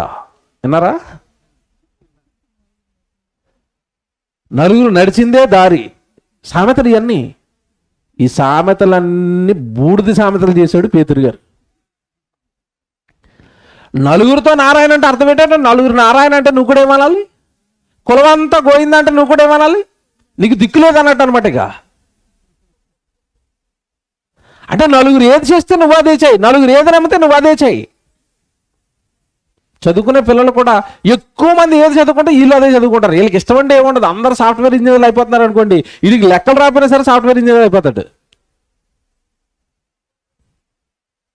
అంటే నలుగురు ఏది చేస్తే నేను కూడా అదే చెయ్యాలి, నలుగురు ఏది నమ్మితే నేను కూడా అదే నమ్మాలి. అది కాదు క్రైస్తవ్యం అంటే. పేతురులో ఉన్న ధన్యత అదే. చుట్టూ ఉన్న ప్రజలందరూ యేసుక్రీస్తుల వారిని యేసుక్రీస్తుగా ఒప్పుకోకపోయినా నేను ఒప్పుకుంటానండి. ప్రజలతో నాకేం సంబంధం? వాళ్ళ నమ్మకాలతో నాకేం సంబంధం? వాళ్ళ విశ్వాసాలతో నాకేం సంబంధం? 16వ వచనం జాగ్రత్త చదవండి. 16వ వచనం. అందుకు సీమోను పేతురు, నీవు సజీవుడవగు దేవుని కుమారుడమైన క్రీస్తు అని చెప్పాను. అందుకు యేసు, సీమోను బరయోనా, నీవు ధన్యుడవు. అబ్బా, నువ్వయ్యా ఈ కైసర ప్రాంతం మొత్తాలలో జల్లిడ పడితే ఆశీర్వదింపబడిన వాడు ఎవరు అంటే నీవు ధన్యుడవు, నీవు ఆశీర్వదింపబడ్డావు. ఎందుకు యేసుక్రీస్తుల వారు ఆశీర్వాదం ఇస్తున్నాడు? చూడండి, వెంటనే చెప్తున్నాడు, నువ్వు ధన్యుడవు, పరలోకమందున్న తండ్రి ఈ సంగతి నీకు బయలుపరచనే కానీ నరులు నీకు బయలుపరచలేదు. అండర్లైన్ చేయండి, ఇది నరజ్ఞానం కాదు, దైవ జ్ఞానం. నువ్వు మాట్లాడుతున్నది, నువ్వు ఒప్పుకున్నది, నువ్వు నా ఎడలో చెబుతున్న విశ్వాసం ఏదైతే ఉందో ఇది నరులు చెప్పింది కాదయ్యా. నీకు ఎవరు చెప్పారు? పరలోకపు తండ్రి బయలుపరిచాడు నీకు. నరులు నమ్మింది నమ్మటం లేదు పేతురు, నరులు నమ్మింది నమ్మటం లేదు పేతురు. నువ్వు ఆశీర్వదింపబడ్డావు. మరలా అడుగుతున్నాను, ఇది బల్లా చెప్తాను రిపీటెడ్గా, మీ దగ్గరకు వస్తాను ఇప్పుడే. నరులు నమ్మింది నమ్మటం లేదు పేతురు, నువ్వు ధన్యుడివి. నలుగురు నమ్మింది నమ్మటం లేదు పేతురు, నువ్వు ధన్యుడివి. మనుషులు అందరూ నమ్మింది నమ్మటం లేదు పేతురు, నువ్వు ధన్యుడివి. ఇప్పుడు మన దగ్గరికి వస్తున్నాను. మనము గుడికి వెళుతున్నాం, బైబిల్ పట్టుకున్నాం, వాక్యం ఉంది. మనకి యేసుప్రభు ఏం చెప్పాడంటే పరలోకం ఉందని చెప్పాడు, పాతాళం ఉందని చెప్పాడు, రెండో రాకల్లో వచ్చి మిమ్మల్ని అందరినీ తీసుకుని వెళ్ళిపోతానని చెప్పాడా? చెప్పాడు. మీరు ప్రతి ప్రసంగంలోనూ వింటారు, బైబిల్ చదువుకున్నప్పుడు వింటున్నారు. దీనిని మీలో ఎంతమంది నమ్మారని అడుగుతున్నాను ఇప్పుడు నేను. ఎంతమంది నమ్మారు? అర్థమైందా లేదా? పోనది అంతా వద్దులే, పాతాళం ఉందని మీలో ఎంతమంది నమ్మారు? చేయొత్తండి. నమ్మునోళ్ళు ప్రశ్నేస్తాను, ఆలోచించుకుని చేయొత్తండి. నమ్మారా? పాతాళం ఉందని నమ్మారా? ఒకవేళ పాతాళం ఉందని నమ్మితే మళ్ళీ అడుగుతున్నాడు, పాతాళం ఉందని నమ్మితే పాతాళం ఎలాగుంటుందని బైబిల్లో రాయబడింది? అగ్ని ఆరదు, పురుగు చావదు, అక్కడన్ని ప్రేతలు, కేకలు, పెడబొబ్బులు, భయంకరం. ఒకవేళ దీన్ని నమ్మితే, ఒకవేళ ఆ పాతాల భయం మనకుంటే ఆదివారం గుడికి వెళ్ళటం మానేస్తామా? బైబిల్ చదవటం మానేస్తామా? దేవుడికి ఇవ్వటం మానేస్తామా? పాపము చెయ్యాలంటే ఏమంటే ఆ పాపం చెయ్యాలనుకున్నప్పుడు పాతాలో జ్ఞాపకం వస్తే పాపం చేస్తామా? ఇవన్నీ మనం చేస్తున్నామంటే నిజంగా పాతాళం ఉందని యేసుప్రభువు చెప్పిన మాట నమ్మేమా? నమ్మినట్టుగా నటిస్తున్నామా? బాగా ఆలోచించండి. అసలు బైబిల్లో రాయబడిన వాక్యాలు ఎంతవరకు మనం నమ్మాం చెక్ చేసుకోండి. మిమ్మల్ని మీటర్ వేసుకోండి. పోనీ ఈ పెద్ద అర్థం అవ్వట్లేదేమో, దగ్గరకు వస్తాను. ఇప్పుడు యవనస్తులు ఉన్నారు ఇక్కడ, పెళ్లి సంబంధాలు చూసుకునేటప్పుడు, పెళ్ళిళ్ళు చేసుకోవాలనుకునేటప్పుడు ఏం చెక్ చేసుకుంటారు చెప్పండి? అమ్మాయి ఏం చెక్ చేసుకుంటుంది? అవతల అబ్బాయిలు ఏముండాలి? మంచి ఉద్యోగం, మహేష్ బాబు లాంటి రంగు, పవన్ కళ్యాణ్ లాంటి హెయిర్ స్టైలు, 6 అడుగులు ఉండాలి. నేను 4 అడుగులు కింద ఉన్నా పర్లేదు, ఆయన మాత్రం ఎంత ఉండాలి? టవర్లాగా 6 అడుగులు ఉండాలి. ఈ క్వాలిఫికేషన్ ఉన్న అబ్బాయి ఉంటే చూడండి, అతన్నే నేను పెళ్లి చేసుకుంటాను. పైగా గవర్నమెంట్ ఉద్యోగం ఉండాలి. మధ్యలో చిన్న ఏమైనా ప్రైవేట్ చేస్తాడేమో, పోతాయి. ఈయన వెతుకుతారు. ఇక వీళ్ళు పెద్దోళ్ళు ఏం వెతుకుతారంటే, పెద్దవాళ్ళు పెళ్లి సంబంధం చూడాలనుకుంటే పెద్దోళ్ళు ఏం వెతుకుతారంటే, అటు 7 తరాలట, ఇటు 7 తరాలట. ఏటు ఎక్కడి నుంచి వచ్చినా తెలియదు, ఎక్కడ తిరుగుతుందో తెలీదు. తరాలు ఏకంగా ఇప్పుడున్న తరమే ఏటో తెలీదు, ఈ తరమే తెలియదు, ఈ బతికే తెలియదు, ఈ జనమే తెలియదు. 7 వెనక్కి చెక్ చేస్తాడట. అన్నీ చెక్ చేసి పెళ్లి చేశారు. అమెరికా ఉద్యోగం, అమెరికా తీసుకెళ్ళిపోయాడు.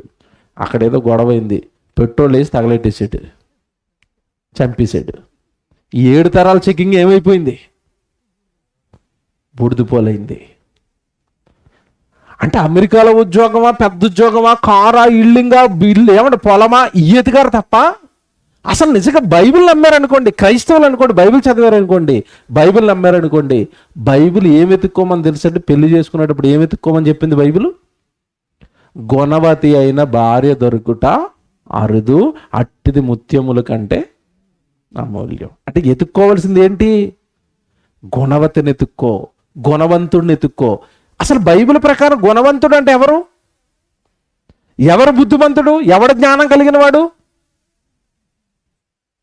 వాక్యం వచ్చిన వాళ్ళు కదండి, దేవుడు మాటలు వచ్చిన వాళ్ళు కదండి. అతను ప్రార్థన చేస్తాడా? రెగ్యులర్గా గుడికి వెళ్తాడా? సేవకుడికి ఏమైనా సహాయం చేస్తాడా? గుడిలో దేవుడు పని చేస్తాడా? ఏమైనా అవకాశం వచ్చినప్పుడు చిన్న ప్రసంగాలు చెప్తాడా? దేవుడు పనిలో ఏమైనా ఉంటున్నాడా? దేవుడిని ప్రేమిస్తాడా? కుటుంబానికి లోబడే మంచి గుణం ఏమైనా ఉందా? వాళ్ళ అమ్మనాన్నకి లోబడతాడా? అలాంటి కుర్రాడు ఉంటే చూడండి. ఇందులో బైబిల్ ఏం చెప్పింది? అందము మోసకరం, సౌందర్యం వ్యర్థం. ఆయన వ్యర్థం అన్నట్లు నేనండి ఎత్తుకుంటాను, ఆయన గుణాన్ని ఎత్తుకోమన్నాడు కదా. గుణమే చూడండి అంటది ఏ అమ్మాయి అయినా. ఏ అబ్బాయి అయినా ఇలాంటి అంటాడా? అమ్మాయిని చూడగానే ఏమంటున్నారంటే మోకాల వరకు జుట్టు ఉండాలట. వీళ్ళు క్వాలిఫికేషన్ చెప్తున్నానండి. మాకు చెప్తారు కదండి, సంబంధం ఉంటే చూడండి అన్నట్టు. మంచి సంబంధం పట్టుకెళ్ళేసరికి అన్నయ్య కొంచెం జుట్టు చిన్నదే. ఏం చిన్నదట? ఏటో మరి రోగాలు, కళ్ళుకున్న రోగాలు అనమాట ఇవి. నేను కళ్ళుకున్న రోగాలంటే సైట్ గురించి మాట్లాడట్లేదు, ఈ వేరే రోగాలు. మీకు డెప్త్లోకి వెళ్తే కానీ అర్థం అవ్వదు. మోకాళ్ళ వరకు జుట్టు ఉండాలి అమ్మాయికి, పళ్ళు వరుస బాగుండాలి, మంచి రంగు ఉండాలి. అలాంటి అమ్మాయి అయితే మేము పెళ్లి చేసుకుంటాం. అందంగా నా పక్కన అందగత్తి కావాలి, అందం కావాలి. బైబిల్ ఏం చెప్తుంది? బైబిల్ ఏం చెప్పిందండి? అందము మోసకరం, సౌందర్యం వ్యర్థమైన. అంత అందంగా ఉన్న ఆవిడ 60-70 ఏళ్ళకి ఎక్కడ అందం అక్కడ అన్ని క్యారీ బ్యాగులు అయిపోతాయి కదా మొహం నిండా. ఎవరికైనా తోలు ఎలాగా ఏమండి, తోలు ఏమైపోద్ది చెప్పండి? వయసు వచ్చే తోలు ఏమైపోద్ది? ముడతలు పడిపోయి అందం కరిగిపోద్ది కదా. అందం కరిగిపోద్ది, గుణం కరుగుతుందా? స్వభావం కరుగుతుందా? స్వభావం మారుతుందా? గుణం మారుతుందా? మారదు. కాస్త గుణవంతులను ఎత్తుక్కోమని చెప్పింది. ఎక్కడ ఎత్తుకుంటారు అంటే బైబిల్ చేతుల్లో పట్టుకుని కూడా బైబిల్లో ఉన్న వాక్యాలు చదువుతాం తప్ప బైబిల్లో ఉన్న వాక్యాలు జీవితంలో పాటిస్తామా? పాటించవు. ఎందుకు పాటించని చెప్పనా? బాగా మీరు చెక్ చేసుకోండి. ఎందుకు పాటించమంటే అసలు ఆ వచనాన్ని మనం నమ్మలేదు. నమ్మితే పాటిస్తావు నువ్వు. బైబిల్లో ఉన్న చాలా వచనాలు మనం నమ్మం. ఇంకోటి అడుగుతాను, అసలు ఈ భూమి మీద ఉన్న ఈ 60-70 ఏళ్ల జీవితం వాస్తవమైన జీవితం కాదు అని చెప్పింది బైబిల్. చెప్పిందా? ఇది అవాస్తవమైన జీవితం, 60-70 ఏళ్ల తర్వాత నువ్వు వెళ్ళిపోతావు, వాస్తవమైన జీవితం నీకు మరణం తర్వాత ఉంది, పరలోకంలో ఉందని బైబిల్ ఘోషించింది. ఎంతమంది నమ్మారు దాన్ని? నమ్మిన వాళ్ళందరూ ఇది వాస్తవమైన జీవితం కాదంటే వాస్తవమైన జీవితాన్ని సంపాదించుకోవడానికి ఇలాంటి సభలు పెడతారు కదా బైబిల్ పట్టుకునే వాళ్ళందరూ. ఇలా దేవుడు పని చేస్తారు కదా, ఆ దేవుడు పని చేసేవాడే వాస్తవమైన జీవితం ఉందని నమ్మేవాడు. ఇది నేను చెప్పలేదు, బైబిల్ చెప్పింది. ఒకవేళ నువ్వు వాస్తవమైన జీవితం ఉందని నువ్వు నమ్మితే నువ్వు దేవుడు పని చేస్తావు. నువ్వు దేవుడు పని చేయటం లేదంటే అసలు పరలోకం ఉందని, కానీ ఆ పరలోకానికి వెళ్ళాలంటే క్రియలే మార్గం అని ఆ వాక్యాలు విన్నావు, చప్పట్లు కొట్టావు, బాగున్నాయి అన్నావు, సత్యవాక్యంలో నేను ఉన్నానన్న భ్రమలో అన్నావు తప్ప హార్ట్ఫుల్గా హృదయపూర్వకంగా వాటిని నువ్వు నమ్మితే నువ్వు కూడా దేవుడు పని చేస్తావు. తిమోతికి రాసిన 2వ పత్రిక 6వ అధ్యాయం 17వ వచనం చూడండి. మొదటి పత్రిక అండి, 1 తిమోతి 6:17. జాత చదవాలి వచనం. తిమోతికి రాసిన మొదటి పత్రిక 6వ అధ్యాయం 17వ వచనం అండి. ఇహమందు ధనవంతులైన వారు గర్విష్ఠులు కాక అస్థిరమైన ధనము యందు నమ్మిక ఉంచక. ఈ పదం చూసారా? క్రైస్తవుడు దేన్ని నమ్మకూడదట? అస్థిరమైన ధనము యందు నమ్మిక ఉంచక. ఈ లోక సంబంధమైన ధనానికి ఏమి లేదు, అది స్థిరమైంది కాదండి. ఈరోజు మీ జేబులో ఉంటుంది, రేపు ఇంకొకరి జేబులో ఉంటుంది, ఎల్లుండి ఇంకొకటి జేబులో ఉంటుంది. అది ఎవరి దగ్గర ఉండదు, అందరి మధ్యలో తిరుగుతూ ఉంటుంది, ఎవరిని సుఖంగా ఉండవదు. అది ధనం అంటే. మీరు అస్థిరమైన ధనము యందు నమ్మిక ఉంచక తర్వాత సుఖముగా అనుభవించుటకు సమస్తమును మనకు ధారాళముగా దయచేయు దేవుని యందే నమ్మిక ఉంచండి. మీరు దేన్ని నమ్మాలట? ధనాన్న దేవుణ్ణా? హార్ట్ఫుల్గా అడుగుతున్నాను. రెండు పక్క పక్కన పెడితే మనం దేన్ని నమ్ముతాం చెప్పండి? ధనాన్ని నమ్ముతామా, దేవుణ్ణి నమ్ముతామా? నేను ప్రాక్టికల్గా చెప్తాను. ఇప్పుడు ఒకటి, ఈరోజు సభ ఉంది ఇక్కడ, జాగ్రత్తగా వినండి. ఈరోజు ఇక్కడ మీ ఊర్లో సభ ఉంది. పక్క బజార్లోనే ఎవరైనా ఒక రాజకీయ పార్టీ వచ్చి అందరూ లైన్లో నిలబడండి, రోజుకి ఏమండి ఒక్కొక్కరికి 1000 రూపాయలు ఇస్తున్నామని ఇదే మీటింగ్ ఉన్న టైంలోనే అక్కడ 1000 రూపాయలు పంచుతున్నారు. మీలో ఎంతమంది మీటింగ్కి వస్తారు? మీలో ఎంతమంది 1000 రూపాయలు తీసుకోవడానికి వెళ్తారు చెప్పండి నాకు. ఇప్పుడు సభలో ఎంతమంది ఉంటారు? ఇంకా వేదిక మీద ఉన్న సేవకులను, కింద ఉన్న మీటింగ్ పెట్టిన కుటుంబం, 4 పిల్లలు ఉంటారు, పాటలు పాడుకుని వెళ్ళిపోవడం. మేము అక్కడ డబ్బులు పంచుతుంటే ఇక్కడ సభలు ఎవరైనా ఉంటారా? ఉండవు. ఎందుకు సభలో ఉండవు? ఎందుకు అక్కడ ఉంటామంటే మనం దేన్ని నమ్ముతున్నాం బాగా? దేవుణ్ణా, ధనాన్నా? ధనాన్ని. ఇస్కరియోతు యోధ యేసు ప్రభుని వాక్యాన్ని నమ్మాడా, వెండి నాణాలు నమ్మాడా? వెండి నాణాలు నమ్మాడు. ఏమైపోయింది ఆడు బతుకు? చివరికి ఊరేసుకొని చచ్చిపోయి ఎప్పటికీ కాలిపోతున్నాడు. బిలాము ప్రవక్త ఒక మంచి స్థితిలో పెడితే, ఏమండి బాలాకు రాజిచ్చే ధనం కోసం కక్కుర్తిపడండి ప్రవక్త అయ్యుండి కూడా ఆ రోజు గడ్డి తిన్నాడు. బైబిల్ ఇలాగా చాలా మంది అండి, దైవం పుట్టించాడు, పెంచుతున్నాడు, కన్నాడు, చచ్చిపోయిన తర్వాత హక్కును చేర్చుకుంటాను అంటున్నాడు. 60-70 ఏళ్ల తర్వాత ఈ మట్టి శరీరం ఎలాగో శ్మశానంలో పడుకుంటుంది. ఇదంతా తెలుసు, అన్నీ తెలుసు కూడా డబ్బును నమ్మారు తప్ప అన్ని సమస్తము ఇచ్చిన దేవుణ్ణి నమ్మారు ఆ మనుషులు? నమ్మలేదండి. అందుకే అక్కడ బాగా రాస్తున్నాడు, మీకు సమస్తమును ధారాళముగా దయచేయు దేవుని యందే నమ్మిక ఉంచుడని ఆజ్ఞాపించమన్నాడా, బ్రతిమలన్నాడా? ఆజ్ఞాపించంటే అర్థం ఏంటి? ఆజ్ఞ. దేవుణ్ణి మీరు నమ్మాలి, ధనాన్ని మీరు నమ్మకూడదు అన్నది ఏంటి ఇప్పుడు బైబిల్ ప్రకారం? ఆజ్ఞ. ఆజ్ఞ అతిక్రమం పాపం, పాపానికి వచ్చే జీతం. చూసారు అలాగుందో కనెక్షను. ఇప్పుడు కింద చదవండి. వారు వాస్తవమైన జీవమును సంపాదించుకునే నిమిత్తము అన్నాడు. చూసారా, వారు వాస్తవమైన జీవాన్ని సంపాదించుకోవాలట. అంటే ఇప్పుడున్న జీవం వాస్తవమైన జీవం కాదా? కాదండి. వాస్తవమైన జీవితానికి ట్రయల్ వర్షన్ ఇది. ఈ 60-70 ఏళ్ళ ఈ చిన్న జీవితం ఏదైతే ఉందో, నువ్వు దేవుడు కోరుకున్నట్టుగా బ్రతుకుతావా? ప్రేమగా ఉంటావా? తగ్గించుకుని ఉంటావా? అందరిని ప్రేమిస్తావా? దేవుడు పని చేస్తావా? దయ కలిగి ఉంటావా? ఈ లక్షణాలన్నీ, ఈ స్వభావాలన్నీ నువ్వు భూమి మీద ఉండగా సంపాదిస్తే నువ్వు ఫిట్ అనమాట పరలోకంలో ఉండడానికి. అప్పుడు నిన్ను పరలోకానికి తీసుకుంటాడు. ఇది వాస్తవమైన జీవితం కాదు. వాస్తవమైన జీవితానికి ట్రయల్ వర్షన్ ఇది. ఏమంటే డ్రైవింగ్ నేర్పాలి, డ్రైవర్ని చేయాలనుకున్నప్పుడు ఎవడు బస్సు ఇచ్చి రోడ్డు మీద ప్యాసింజర్లు ఎక్కించి వెళ్ళిపోమంటారు ఆర్టీసీ డ్రైవర్ గారిని అంటారా? ఉత్తు డొక్కు బస్సు ఇచ్చి గ్రౌండ్లో బస్సులో కూర్చోబెడతారు. ముందు ఇక్కడ గ్రౌండ్లో బాగా నడిపితే నువ్వు ఎక్కడ బాగా నడుపుతావు? రోడ్డు మీద బాగా నడుపుతావు, హైవే మీద. అలాగే భూమి మీద దేవుడు వాక్యాన్ని బాగా వినండి. భూమి మీద మీరు దేవుడు వాక్యాలు నమ్మి, పరలోకం ఉందని నమ్మి, పాతాళం ఉందని నమ్మి, చచ్చిపోతే దేవుడు చేర్చుకుంటాడని నమ్మి, 60-70 ఏళ్ళు బ్రతుకుకు అవసరమైన ధనాన్ని నమ్మకూడదు అని, ప్రతిదీ దేవుడిని నమ్మాలి అని భూమి మీద నీ నమ్మకాన్ని గనక నువ్వు దేవుడికి చూపిస్తే, ఆ వాక్యాన్ని గైకొని బ్రతికితే, అప్పుడు దేవుడు నీకేమిస్తాడు అంటే పరలోకం ఇస్తాడు. అదే రాస్తున్నాడు అక్కడ. వారు వాస్తవమైన జీవమును సంపాదించుకుని నిమిత్తము రాబోవు కాలమునకు మంచి పునాది తమ కొరకు వేసుకొనుచు. ఇప్పుడు చూడండి, అండర్లైన్ చేసుకోండి ఇవన్నీ.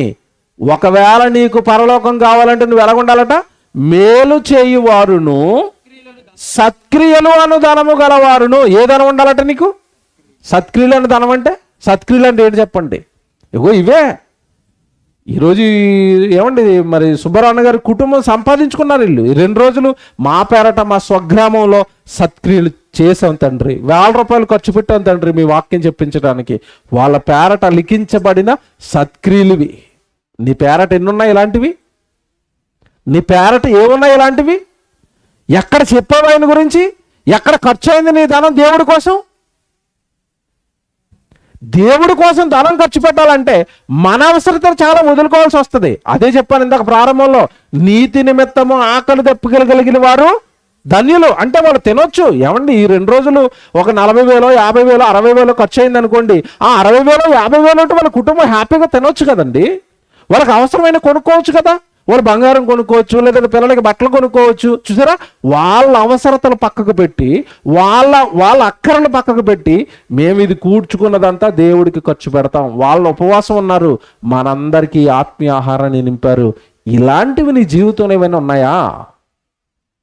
ఇది రాబోవు కాలానికి మంచి పునాది వేసుకోవటం అంటే. నిజంగా నువ్వు పరలోకాన్ని నమ్మితే, నువ్వు నిజంగా పాతాళ లోకాన్ని నమ్మితే దేవుడు పని చేస్తావు కదా. ఎక్కడ నమ్మాం మనం? ఎక్కడ నమ్మేవండి? పేతురు నమ్మాడు. అసలు విషయం చెప్పనా నేను? బాగా వినండి, ఇది కనెక్ట్ అవుతుంది మీకు. అసలు మనం ఎందుకు పరలోకాన్ని పాతాళ లోకాన్ని ప్రతిరోజు జ్ఞాపకం పెట్టుకుని బ్రతకలేమంటే, అసలు మనం బ్రతుకుతున్నది ఎవరి మధ్యలో? దేవుడిని నమ్మని వారి మధ్యలో. ఇప్పుడంటే దేవుడి సన్నిధిలో కూర్చున్నారు కనుక పక్కనంతా మనోళ్ళు ఉంటారు, దేవుడి పిల్లలు ఉంటారు, దేవుడి గురించి మాట్లాడతారు. మీరు రేపు పొద్దున పనికి వెళ్ళారు, మీ చుట్టూ ఎవరుంటారు? నమ్మనోళ్ళు ఉంటారు. వాళ్ళకి పరలోకం అంటే తెలుసా? పాతాళం అంటే తెలుసా? తెలీదు. ఇక్కడేమో దేవుడు పని చేయాలి, ₹1000 దేవుడి కోసం ఖర్చు పెట్టాలని ఇక్కడ ప్రసంగం వింటావు.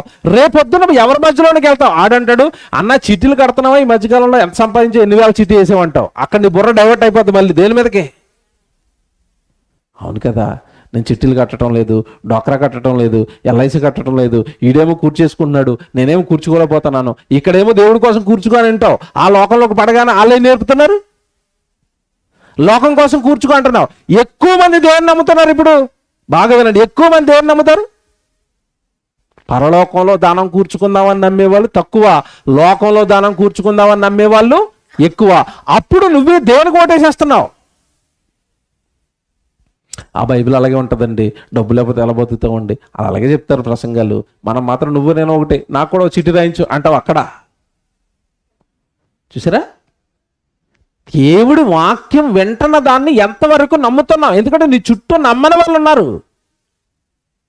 నమ్మని వాళ్ళ మధ్యలో వాక్యాన్ని నమ్మి నక్షత్రంగా బ్రతకగలుగుతున్నావా?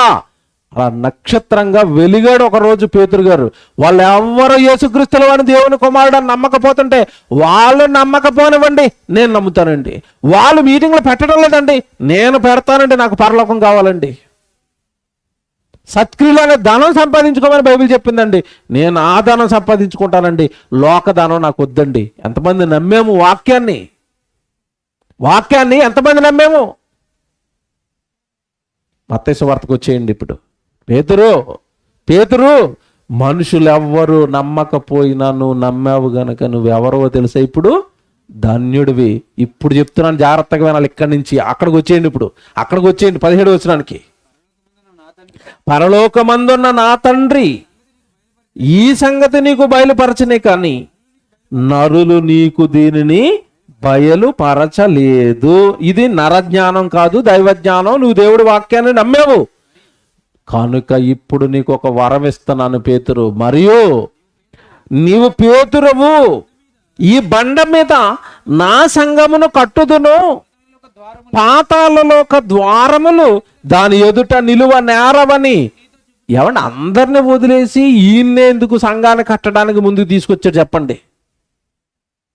ఇప్పుడు చెప్తున్నాడు. తర్వాత మాట చదువుతాడు. తర్వాత మాట, పరలోక రాజ్యపు యొక్క తాళపు చెవులు నీకిచ్చేస్తాను. ఏమిచ్చేసాడు యేసు ప్రభు?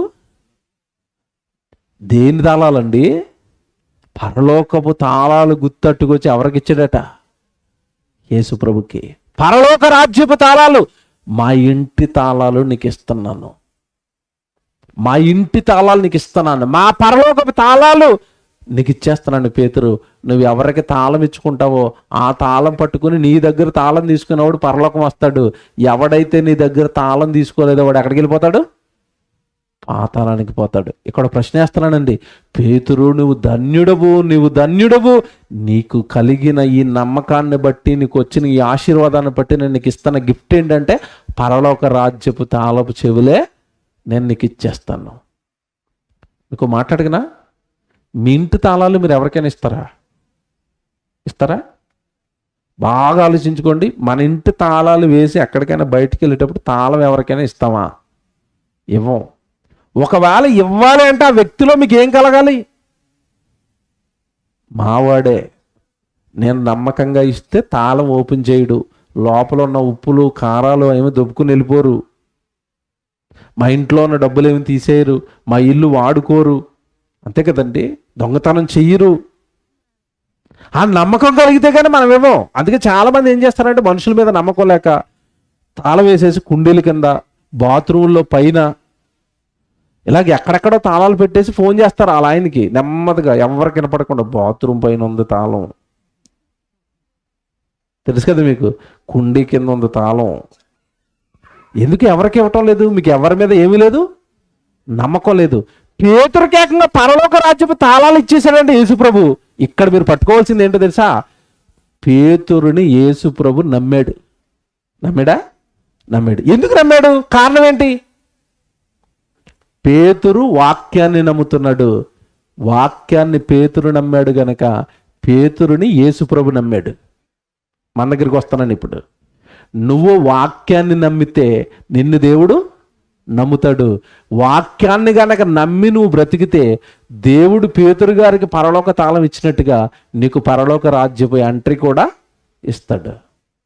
అంటే ఓవరాల్గా పేతురు గారు మనకు చెప్తున్నది ఏంటో తెలుసా? నమ్మితే సరిపోదయ్యా. నేను దేవుడిని నమ్మేశానంటే సరిపోదు, దేవుడు బైబిల్ పట్టుకున్నానంటే సరిపోదు. ఆ బైబిల్లో ఉన్న వాక్యాన్ని నమ్ముతావా? వాక్యాన్ని నమ్ముతారా? ఏమన్నా మీకు తెలియదు కాదు. మీకు ఒక చివరి ముగింపు మాట ఒకటి జ్ఞాపకం చేస్తున్నాను. మీకు తెలియదు కదండి, జనవరి 1కి ఆశీర్వాదాలు తీసుకుంటారండి. ఆ జనవరి 1 తారీఖున ఆశీర్వాదాలు ఏమొస్తాయి చెప్పండి? నీ పొలం దీవించబడుతుంది, నీ పిండి దీవించబడుతుంది, నువ్వు పట్టణంలో దీవింపబడతావు, నువ్వు పొలంలో దీవింపబడతావు, నీ గర్భఫలం దీవింపబడుతుంది, నీ భూఫలం ఏమండి ఇవే ఉన్నాయా బైబిల్లో? నరకము నవ్వరు, పురుగు చావదు, అగ్ని, ఈ వాగ్దానం ఎవరికైనా వచ్చిందా? ఎందుకు రాదు? పోనీ అలాగనే బైబిల్లో లేదా? ఉందే, రాయలేదు. ఎందుకు రాయలేదంటే వద్దండి బాబా, అలాంటి భయం అయ్యి మనకెందుకు అయ్యి, అంతే కదండి. బైబిల్లో ఉన్నవన్నీ నమ్మావా? బైబిల్లో ఉన్న పూర్తి వాక్యాలు నమ్మావా? దేవుడి కొరకు బ్రతకకపోతే నశింప చేస్తాను అన్నాడే, దేవుడి కొరకు బ్రతకకపోతే శపిస్తాను అన్నాడే, దేవుడి కొరకు బ్రతకని అనేక మంది చచ్చిపోయి నరకానికి వెళ్ళిపోయిన వాళ్ళ జాబితానికి బైబిల్లో కనబడుతుందే. ఫలింపని ప్రతి చెట్టు ఏమంటే నరక వేయబడుతుందని బైబిల్లో రాశాడు. యేసుక్రీస్తుల వారు అంజూరపు చెట్టుని శపించినట్టుగా బైబిల్లో ఉంది. అంటే దేవుడు కోప్పడతాడా? దేవుడు శపిస్తాడా? ఒకవేళ దేవుడు బ్రతకమన్నట్టుగా బ్రతకకుండా నేను పాపాలు చేస్తే దేవుడు నన్ను శపిస్తాడేమో. ఎవరికండి భయం ఉంది? ఎవరు నమ్మారు అవి? నమ్మరు. దేవుడు ప్రేమమయుడు, దేవుడు దయామయుడు, దేవుడు మిమ్మల్ని దీవిస్తాడు ఎప్పుడు, ఇయ్య నమ్ముతాం మనం. ఎందుకంటే మన చెవులకి ఎలాగుంటాయి? హాయిగా సమ్మగా కాదండి. బైబిల్లో ఉన్న ప్రతిదీ నువ్వు నమ్మాలి. ప్రజలు నమ్మినా నమ్మకపోయినా నువ్వు నమ్మాలి. వాక్యం నమ్ము, మనుషులు నమ్మొద్దు. నేను అలా చెప్తున్నాను, ప్రసంగ సారం ఒకటే, మనుషులను నమ్మకండి. గుడ్డిగా దేన్ని నమ్మాలి? వాక్యాన్ని నమ్మాలి. అది పేతురులో ఉన్న ధన్యత నీలో ఉందా? నీ కుటుంబంలో ఉన్న వాళ్ళు ఎవరు వాక్యాన్ని నమ్మకపోయినా నువ్వు నమ్ముతావా? నీ చుట్టూ ఉన్న గ్రామస్తులు ఎవరు ఈ సత్యవాక్యాన్ని నమ్మకపోయినా నువ్వు నమ్ముతావా? పరలోకం అని నమ్ముతావా? ప్రభు పని చేస్తేనే పరలోకం అని నమ్ముతావా? భూమి మీద ధనం కోసం కాదు మనిషి పుట్టింది, పరలోకాన్ని సంపాదించడానికి అన్నది నమ్ముతావా? నమ్మితే బ్రతుకులో చూపించు. ఆ బ్రతుకుతో దేవుడికి నమ్మకాన్ని కలిగించు. ఎస్, వీడు వాక్యాన్ని నమ్మాడు. నేను చెప్పింది చాలా లోతైన పాఠం. ఎంతమందికి అర్థమైందో నాకు తెలీదు. బైబిల్ చదివినంత మాత్రాన మన పరలోకం వెళ్ళం. దేవుడిని నమ్మేశామని చెప్పుకున్నంత మాత్రాన మన పరలోకము వెళ్ళం. చెక్ చేస్తాడు దేవుడు నా వాక్యాన్ని ఎంతగా నమ్ముతున్నాడు. ధర్మశాస్త్రం వినువారు దేవుని దృష్టికి నీతిమంతులు కారు, బైబిల్లో ఉంది. విన్నంత మాత్రాన నీతిమంతులు కాదట. విని ఎవరైతే గైకొంటారో వారే నా దృష్టికి నీతిమంతులు. విన్నది పాటిస్తావా? చేస్తావా? దేవుడు బ్రతకమని చెప్పినట్టుగా ఉన్న బైబిల్లో ప్రతి వాక్యాన్ని జీవితంలో పెడతావా? నేను రేపు నుంచి వాక్యం లేవుందో అదే బతుకుతానండి, అలాగే బతుకుతానండి. పోనీ 2023 అయిపోయింది, 24 కొత్త సంవత్సరం కదా, నేను ఇక కొత్త సంవత్సరంలో వాక్య ప్రకారం బ్రతుకుతానండి, పాపాలన్నీ మానేస్తానండి, గుడికి వెళ్తానండి, బైబిల్ చదువుకుంటానండి, దేవుడు పనిస్తే చేస్తానండి, దేవుడు పరలోకం అండి, యేసుక్రీస్తుల వారు రెండో రాకడ వస్తే నేను సిద్ధపడి పరలోకానికి వెళ్ళిపోతానండి. వాక్యం నమ్ముతారండి. ఎంతమంది నమ్ముతారండి ఇలాగా? నమ్మితే మీ జీవితం వేరు. మళ్ళా చెప్తున్నాను, నమ్మితే మీ జీవితం వేరు. నమ్మిన పేతురు జీవితం తర్వాత ఎలా మారిందో తెలుసా? సంఘాలను కట్టాడా? సంఘానికి అగ్రగామిగా నిలబడ్డాడు. వేల మందికి బాప్తిస్మాలు ఇచ్చాడు. ఏంటండి పేతురు స్థాయి తర్వాత? నమ్మినందుకు. మీరు వాక్యాన్ని అలా నమ్మి చూడండి, మీ జీవితం అలా వెలగకపోతే నన్ను అడగండి. మనం నమ్మం కదండి, వింటాం, ఆనందపడతాం, సంతోషిస్తాం. నమ్మటం అంటే క్రియల్లో ఆ వాక్యం పెట్టడం. ఎంతమంది పెట్టారు క్రియల్లో? పేతురులో ఉన్న ధన్యత మనలో ఉందా? ప్రజలు నమ్మకపోయినా మనం వాక్యాన్ని నమ్మి బ్రతుకుతామా? అలాంటి బ్రతుకులు ఉన్న నాడే పరలోకం మీకు కానీ నాకు కానీ. నేను ప్రసంగాలు చెప్పినంత మాత్రాన నేను పరలోకం వెళ్ళిపోతానండి. ఇప్పుడు ఈ ప్రసంగం రాసిన తర్వాత నాకు భయం వేసింది. చెప్పినంత మాత్రాన కాదు పరలోకం. బైబిల్లో ఉన్న వాక్య ప్రకారం నేను ఏదైతే చెబుతున్నానో దాని ప్రకారం నేను కూడా బ్రతకాలి. నమ్మాలి, వాక్యాన్ని నమ్మి జీవించాలి. అప్పుడు దేవుడు నన్ను నమ్ముతాడు. నిన్ను నమ్మాలి అంటే నువ్వు మొదట వాక్యాన్ని పేతురులా నమ్మాలి.